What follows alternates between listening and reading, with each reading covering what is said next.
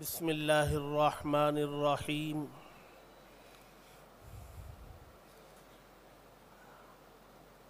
آج کے اس تاریخ ساز جمعیت علماء ہند کے اجلاس منتظمہ میں ایک طرف جہاں ہمارے اکابرین تشریف فرما ہیں جو ملک کے مسلمانوں کی ہر میدان میں رہبری کرتے ہیں، وقت پر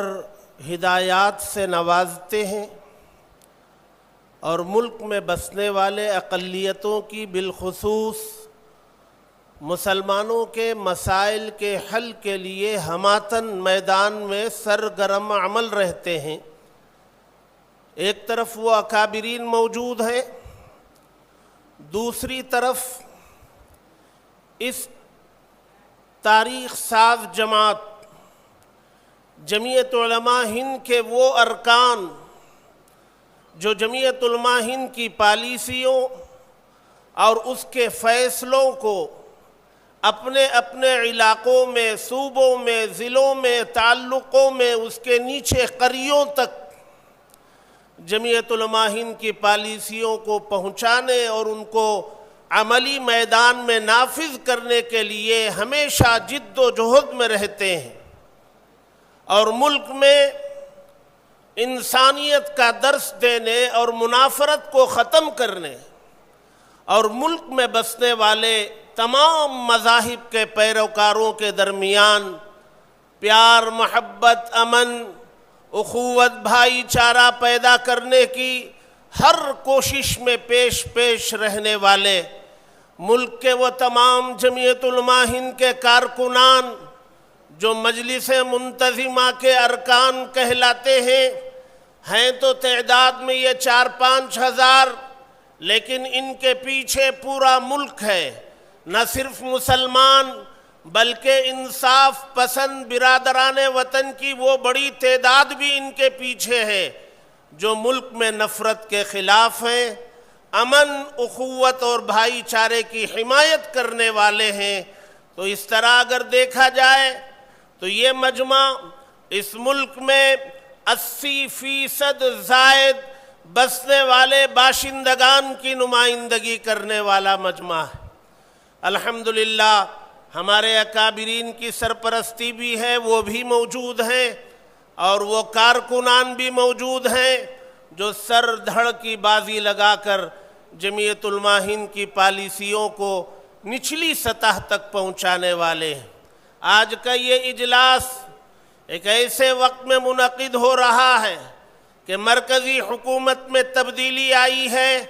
اور اس تبدیلی کی وجہ سے بہت زیادہ خوش فہمیوں میں مبتلا کر دیا گیا ہے، حالانکہ حقیقت سے ہمیں واقف ہونا چاہیے، اور اس تبدیلی حکومت کی وجہ سے ہمارے ان کاموں میں کسی قسم کی کوئی کمی کوتاہی نہیں ہونی چاہیے جو پچھلے سالوں میں رہی ہے، بلکہ اور آگے بڑھ کر ہمیں اس تبدیلی کے بعد کام کرنے کی ضرورت ہے۔ الحمدللہ آج کے اس اجلاس میں ایک ایسی شخصیت کی صدارت ہمارے لیے ضروری ہے جو ہم سب کے بیچ میں رہ کر، ہمارے شانہ بشانہ رہ کر، چھوٹوں کے ساتھ چھوٹا بن کر اور بڑوں کے ساتھ ان کے پیچھے ان کی اتباع اور ان کی اقتداء میں چل کر، ان سے مشورے کر اور ہمارے سامنے ہر طرح کی رہبری و رہنمائی کرنے والی شخصیت اس پورے مجمع میں اگر کوئی ہے تو وہ جمعیت علماء ہند کے صدر محترم قائد ملت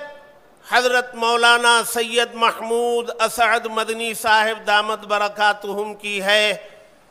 جو اس وقت جمعیت علماء ہند کی محنتوں کو اور اس کے میدانوں کو مختلف نوعیتوں سے پھیلا رکھا ہے۔ بے شمار نئے میدان میں کام شروع ہوا ہے، اور پچھلے جو شعبے تھے جہاں کمزوریاں تھیں ان کو مستحکم کرنے کی طرف پہل اور اقدام ہوا ہے۔ اس وقت جمعیت علماء ہند اور اس کے شعبے مضبوط سے مضبوط صوبوں میں، ضلعوں میں اور اس کی نچلی سطحوں تک مضبوط ہوتی چلی آ رہی ہے۔ یہ حضرت قائد ملت کی شب و روز محنت اور ان کی فکروں کا نتیجہ ہے۔ آج کی اس تاریخ ساز اجلاس میں میں حضرت کا نام نامی اسم گرامی صدارت کے لیے پیش کرتا ہوں۔ امید کرتا ہوں آپ سب حضرات اس کی تائید فرمائیں گے۔